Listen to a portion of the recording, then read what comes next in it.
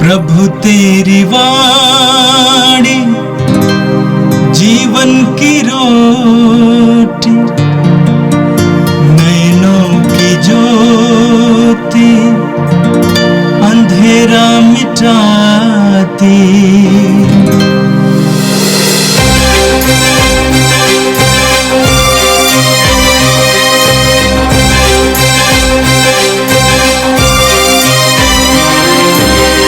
प्रभु तेरी वाणी जीवन की रोटी, नैनों की ज्योति अंधेरा मिटाती।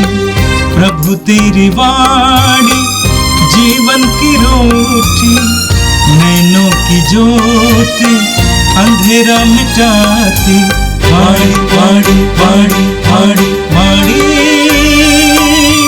पवित्र है, शाश्वत है, जीवन का मन्ना है। 17 जनवरी शुक्रवार। पहला पाठ इब्रानियों के नाम संत पौलुस का पत्र, अध्याय 4 पद संख्याएं 1 से 5 और 11। ईश्वर के विश्राम स्थान में प्रवेश करने की वह प्रतिज्ञा अब तक कायम है, इसलिए हम सतर्क रहे कि आप लोगों में कोई भी उसमें प्रवेश करने से न रह जाए। हमको उन लोगों की भांति एक मंगलमय समाचार सुनाया गया है। उन लोगों ने जो संदेश सुना था, उन्हें उससे कोई लाभ नहीं हुआ, क्योंकि सुनने वालों में विश्वास का अभाव था। हमने विश्वास किया और इसलिए हम उस विश्राम स्थान में प्रवेश करते हैं जिसके विषय में कहा है, मैंने क्रुद्ध होकर यह शपथ खाई, वे मेरे विश्राम स्थान में प्रवेश नहीं करेंगे। ईश्वर का कार्य तो संसार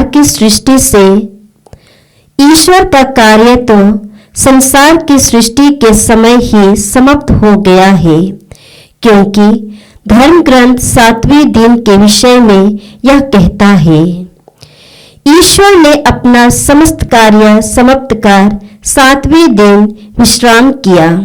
और उपयुक्त उदाहरण में हम यह पढ़ते हैं, वे मेरे विश्राम स्थान में प्रवेश नहीं करेंगे।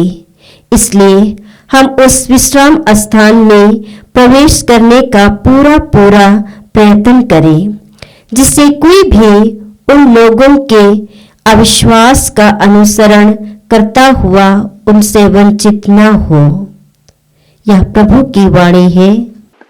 संत मार्कुस के अनुसार पवित्र सुसमाचार अध्याय 2 वाक्य 1 से 12 तक।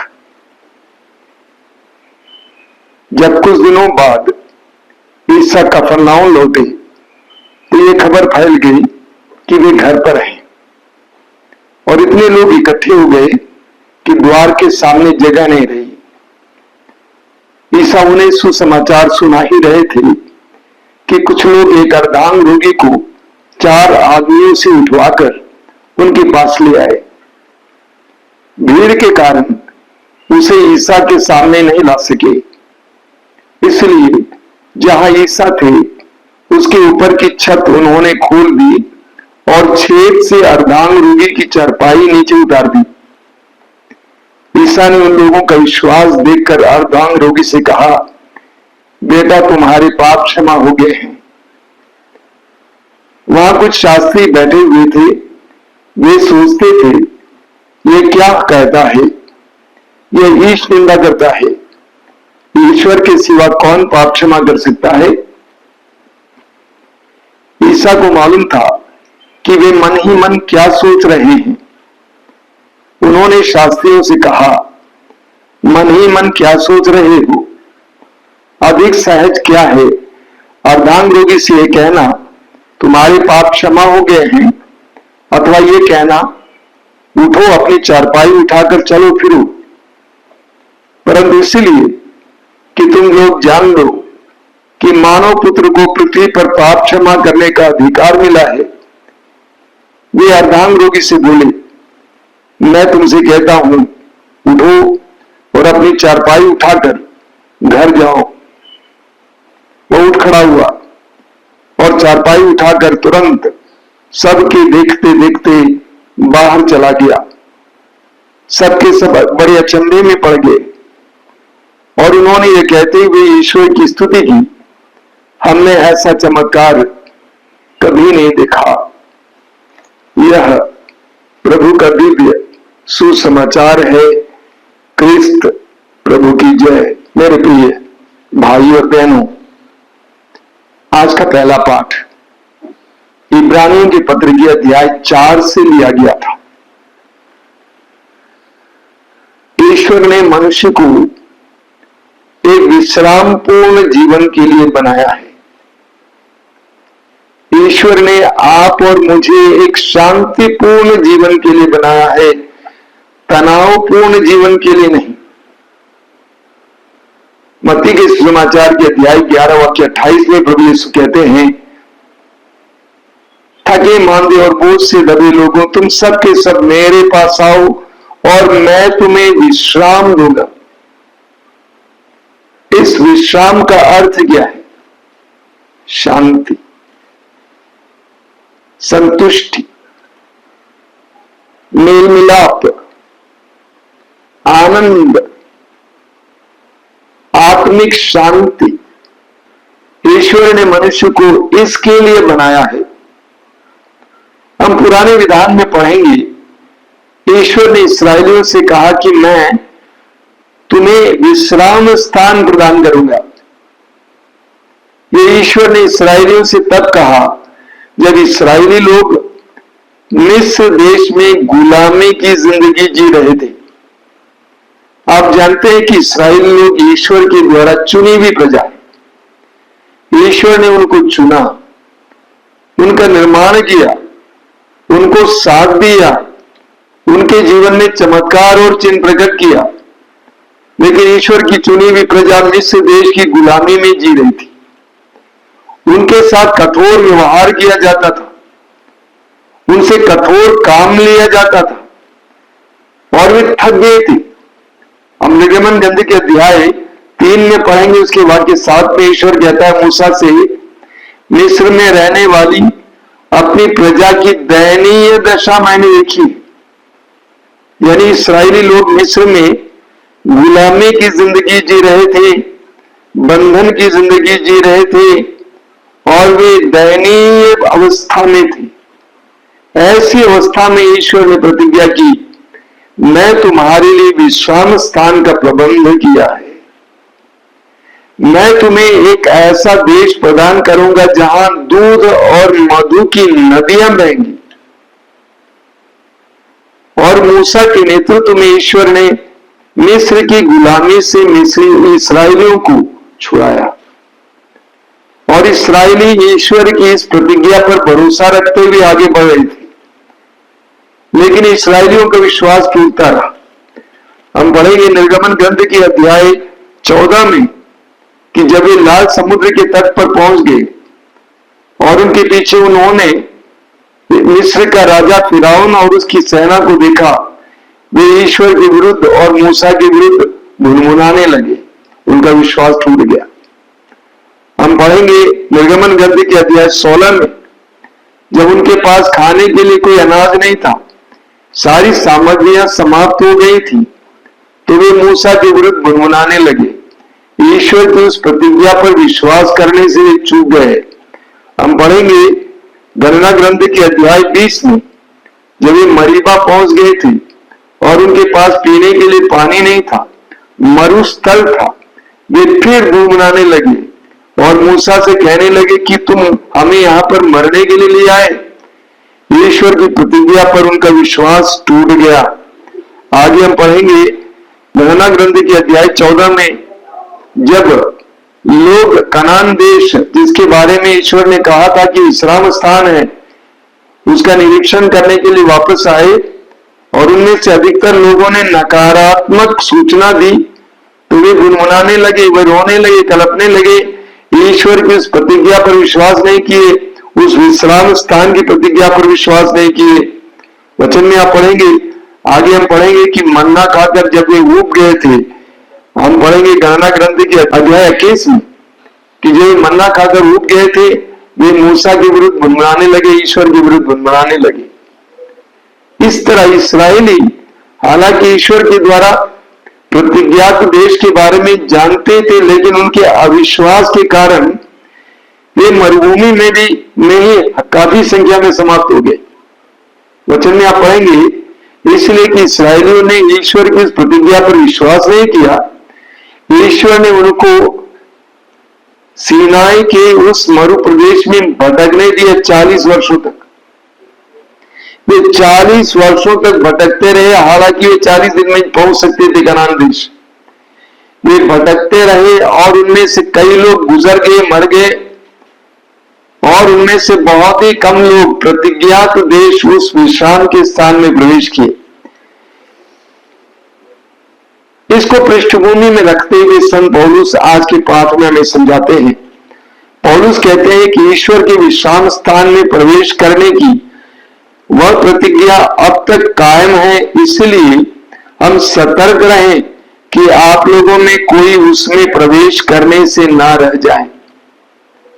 पौलुस याद दिलाते हैं इस्राएलियों की तरह आपका विश्वास न टूट जाए ईश्वर की प्रतिज्ञा पर कि आप ईश्वर के विश्राम स्थान में प्रवेश ना कर सके। हमको उन लोगों की तरह एक मंगलमय सुसमाचार सुनाया गया है। उन लोगों ने जो संदेश सुना उन्हें उससे कोई लाभ नहीं हुआ, क्योंकि सुनने वालों में विश्वास का अभाव था। आगे अंत में हम पढ़ेंगे वाक्य 11 में संत पौलुस कहते हैं इसलिए हम उस विश्राम स्थान में प्रवेश करने का पूरा प्रयत्न करें, जिससे कोई भी उन लोगों की अवज्ञा का अनुसरण करता हुआ उससे वंचित ना हो।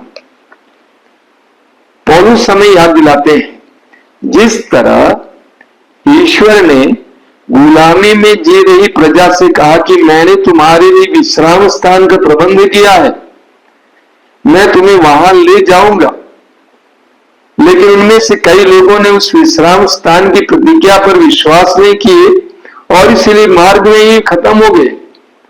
पौलुस कहते हैं कि आप विश्वासियों को ऐसा नहीं होना चाहिए।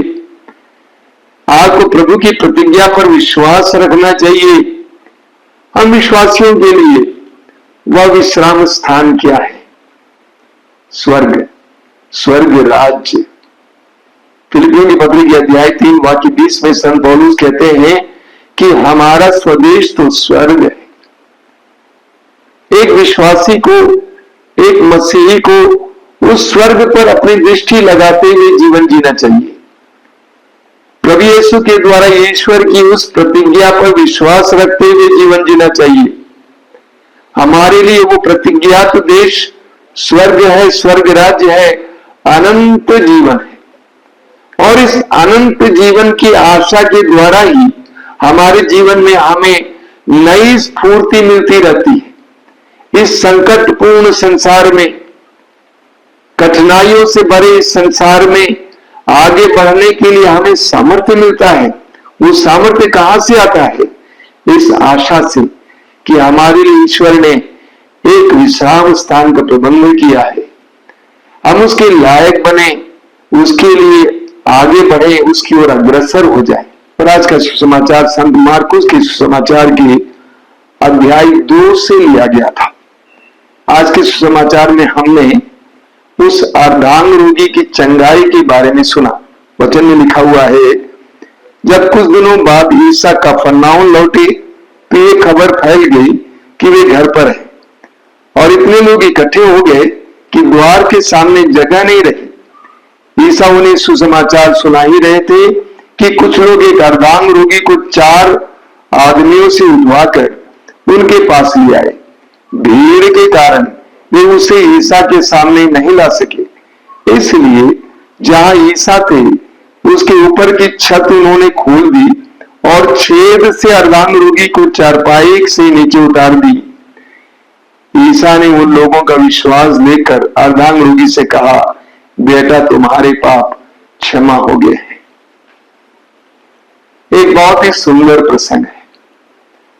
प्रभु यीशु एक घर पे वचन सुना रहे थे और आसपास में बहुत बड़ी भीड़ लगी थी।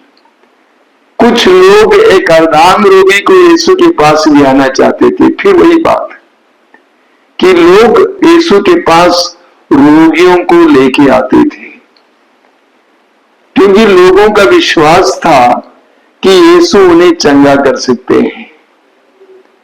हम विश्वासियों को और मसीहियों को समाज में जो तिरस्कृत है, रोगी है, पीड़ित है, ऐसे लोगों को यीशु के पास ले आने की आवश्यकता है। अब भीड़ इतनी ज्यादा थी कि वे यीशु के सामने रख नहीं पाए।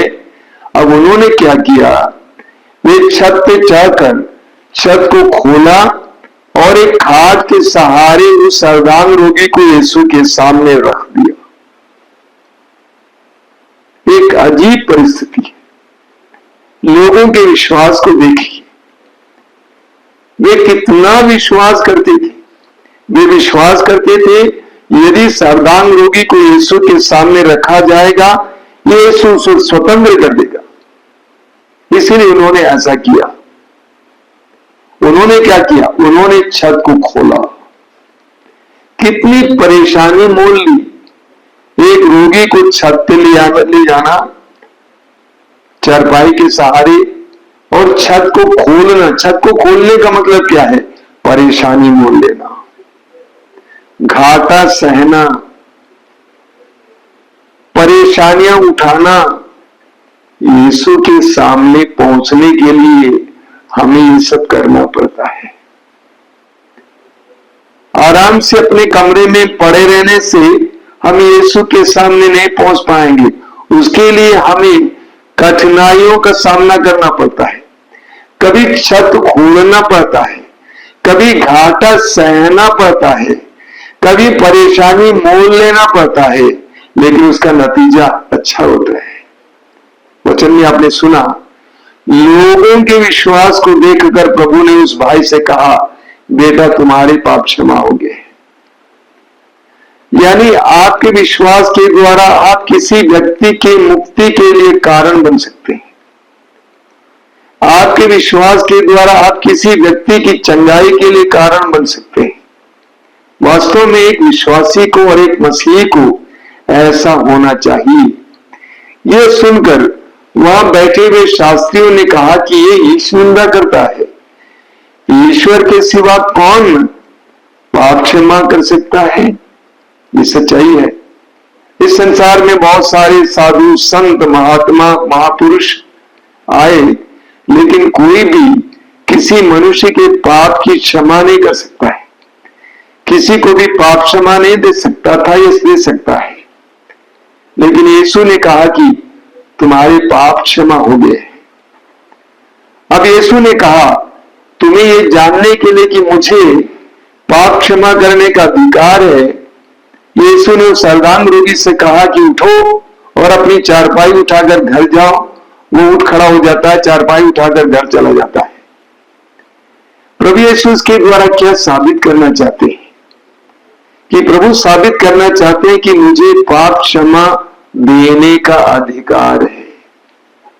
यूहन्ना के समाचार के अध्याय 8 में पढ़ेंगे उस नारी के बारे में जो व्यभिचार में पकड़ी गई थी, जिसने पाप किया था और मूसा की संहिता के अनुसार जिसको पत्थरों से मार डाला जाना चाहिए था, लेकिन यीशु ने उसको पापों से मुक्त किया।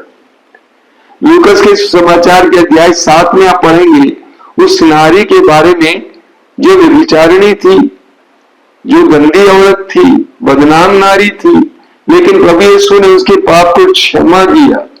प्रभु यीशु को पाप क्षमा करने का भी अधिकार दिया है। एक और बात हमें यहाँ पे देखने को मिलती है, प्रभु यीशु ने उस अर्धांग रोगी को शारीरिक रूप से चंगा करने से पहले आध्यात्मिक रूप से चंगा किया। और मैं बताना चाहता हूं, हम में से कई लोगों के कई शारीरिक रोग उस समय मिट जाएंगे जब हम आध्यात्मिक रूप से चंगे हो जाते हैं। हमें पाप से मुक्ति मिलती है, दुष्ट आत्माओं से छुटकारा मिल जाता है, तो हम अपने आप शारीरिक रूप से भी चंगे हो जाएंगे। प्रभु ने उससे कहा कि तुम्हारे पाप क्षमा हो गए हैं। उसके बाद उसको शारीरिक चंगाई दी, क्योंकि प्रभु जानते थे अगर मैं शारीरिक चंगाई दूंगा, उसके अंदर पाप बना रहेगा फिर वो पापी बन जाएगा, जैसा कि यूहन्ना के सुसमाचार के अध्याय 5 में हम पढ़ेंगे। तो हमें शारीरिक चंगाई प्राप्त होने के लिए सबसे पहले आध्यात्मिक और मानसिक चंगाई की आवश्यकता है। लोगों ने इस चमत्कार को देखा और कहा, ऐसा चमत्कार हमने कभी नहीं देखा। वास्तव में 2000 वर्ष पहले प्रभु यीशु ने लोगों के सामने बड़े बड़े चिन्ह और चमत्कार प्रकट किया। आज भी यीशु के नाम पर लोग बड़े बड़े चिन्ह और चमत्कार प्रकट करते हैं। बड़ी बड़ी बीमारियों से छुटकारा लोगों को प्राप्त होती है। आइए हम प्रार्थना करें। प्रभु यीशु, धन्यवाद देते हैं आज के सुंदर दिन के लिए, इन पवित्र क्षणों के लिए धन्यवाद देते हैं, तेरे पवित्र वचनों के लिए धन्यवाद देते हैं। प्रभु, तूने कहा कि थके मांदे और बोझ से दबे लोगों, तुम सब के सब मेरे पास आओ और मैं तुम्हें विश्राम दूंगा। वो अर्धांग रोगी कितने वर्षों से बीमार पड़ा हुआ था, थका हुआ था, हारा हुआ था, तूने उसको विश्राम दिया, एक नया जीवन दिया। हम सबको शांतिपूर्ण जीवन जीने के लिए, विश्राम पूर्ण जीवन जीने के लिए, मेल मिलाप और प्रेम का जीवन जीने के लिए, आनंद और संतुष्टि का जीवन जीने के लिए कृपा दीजिए। ये प्रभु यीशु वचनों को सुनने वाले मेरे भाई बहनों को आशीर्वाद देना। आज का पूरा दिन उनके लिए कृपा का दिन बने, आशीष का दिन बने। हमारी प्रार्थना को ग्रहण कर, आमीन। प्रभु तेरी वाणी जीवन की रोटी, नैनों की ज्योति अंधेरा मिटाती। वाणी वाणी वाणी वाणी वाणी पवित्र है, शाश्वत है, जीवन का मन्ना है।